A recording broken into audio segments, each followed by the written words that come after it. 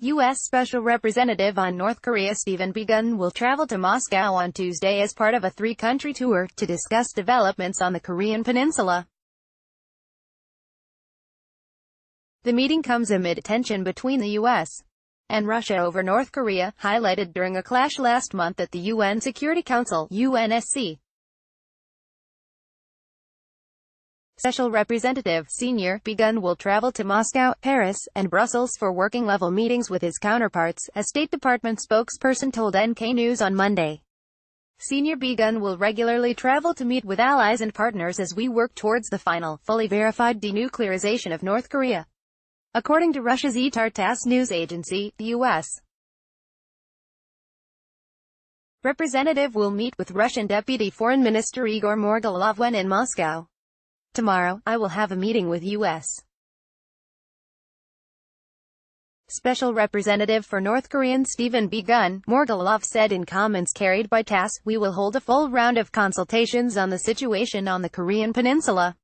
While the State Department did not elaborate on the content of the discussions, Moscow and Washington are currently divided on the role of sanctions in North Korea's denuclearization. At the UN, Russia has been one of the most vocal proponents of easing international restrictions against the DPRK, while the U.S. affirms they should remain in place until the DPRK gives up its nuclear weapons. It is unacceptable for sanctions against the DPRK to become an instrument of collective punishment.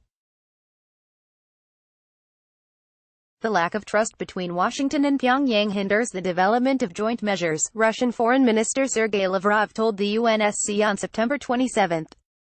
Against the backdrop of Pyongyang's readiness to cooperate, it seems inappropriate and untimely when our Western partners have imposed a course towards tightening the sanctions regime against the DPRK. Quote, on October 10, Russia, North Korea, and China issued a joint communiqué calling for UN sanctions to be re-examined, saying that a timely review of the UN's measures was necessary. Washington has also called Russia's enforcement of existing resolutions into question, recently sanctioning Russian companies, individuals and vessels for violating the UN's restrictions. The U.S. Ambassador to the UN Nikki Haley also publicly accused Russia of breaching the UN's restrictions as recently as mid-September. Why, after voting for sanctions 11 different times, is Russia backing away from them? We know the answer. It's because Russia has been cheating. And now they've been caught, Haley said at the UNSC. Step by step, sanction by sanction, and time again, Russia is working across the board to undermine the sanctions regime. Edited by Oliver Hotham. Featured image, Moscow City by Dean Zill on the 25th of July 2017. 18 hours 12 minutes and 59 seconds.